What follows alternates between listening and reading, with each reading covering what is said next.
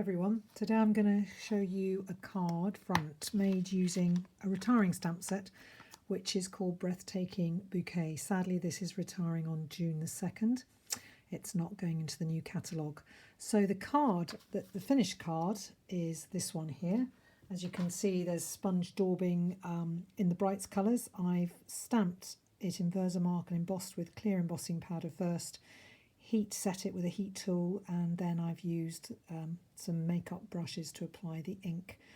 So this is this card that we'll be making, just to show you a couple of other cards made with the same stamp set.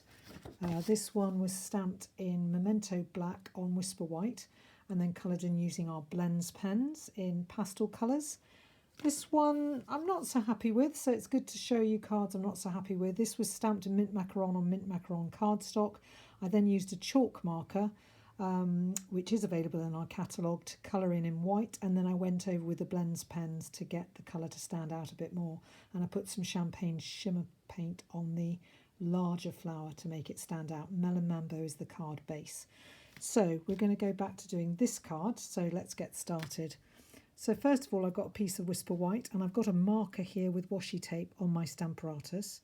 So I'm just going to put that there, and I'm taking my Versamark ink pad, clear ink, and I'm just going to put the stamp case actually underneath my Stamparatus there, so that it's easier to just tap with the ink.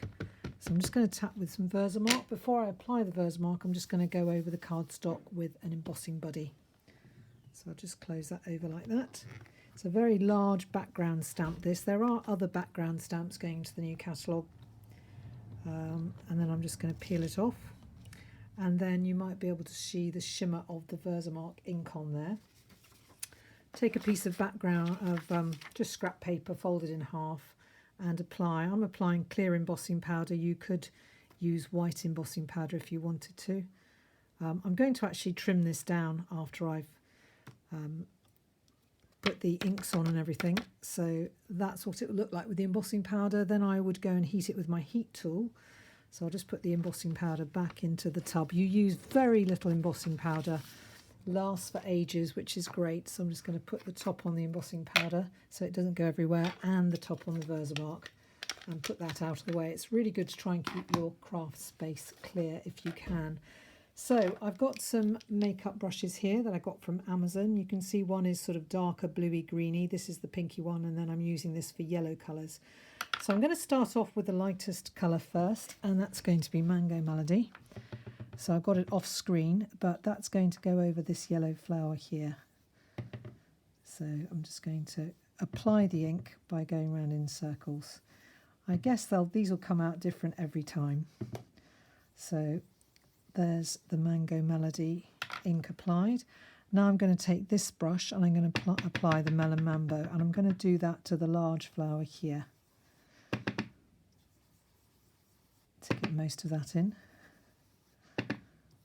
I love these Brights colours together. They're really, really pretty. And you can see where the yellow and the pink, or the Mango Melody sort of orange and pink, is merging over there. Then I'm going to start off first of all with the Coastal Cabana, and that's going to be a little flower that's over here, just to highlight this flower basically, like that.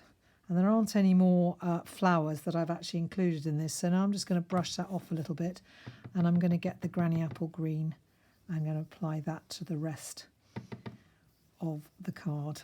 So I'm not picking up this flower here and colouring that, because I wanted to have more green as the background. So that's going on like that. And it can come out darker or lighter, depending on what you want. And there we go. And then I will trim that down. My piece of Melon Mambo is 4 1/8 by 2 3/4. So now I'm going to actually trim down this piece to, I've got the 4 1/8 already, but I want it to be 2 1/2. So I'll just see if that's, yes, that's probably about right, like that. And there's the finished card front. And then it would go on to my melon. In fact, I haven't quite done it enough. It needed to be 2 1/4, not 2 1/2. So this bit's trimmed to 2 1/4. like that. So that's out of the way. And then that goes on, and that would go on like that. These embellishments sadly are retiring. They're really good. They come in Melon Mambo, Coastal Cabana, Gorgeous Grape and Granny Apple Green, 4 of the Brights colours.